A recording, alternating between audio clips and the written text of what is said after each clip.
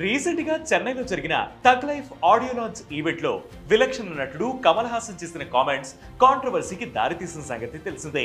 తమిళం నుంచి కన్నడ పుట్టిందంటూ ఆయన చేసిన వ్యాఖ్యలు తగ్ లైఫ్ సినిమాపై కర్ణాటకలో Karnataka film chamber of commerce ban విధించే స్థాయికి చేర్చింది.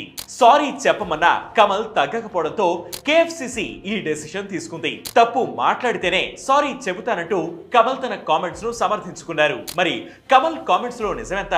కన్నడ నిజంగానే తమిళ నుంచి పుట్టిందా అంటే రికార్డ్స్ వేరే లెక్క చెబుతున్నాయి. ద్రవిడియన్ లాంగ్వేజెస్ లో Kannada one of the oldest.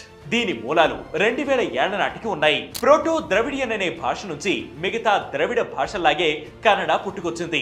ఇది సుమారు క్రీస్తు పూర్వం 3వ శతాబ్దంలో జరిగి ఉండొచ్చని భాషావేత్తలు చెబుతున్నారు. ఇది తమిళంకు సిస్టర్ లాంగ్వేజ్ అని, అంతేకాని ఆ భాష నుంచి కన్నడ పుట్టుకొచ్చిందనడానికి ఆధారాలు లేవని అంటున్నారు.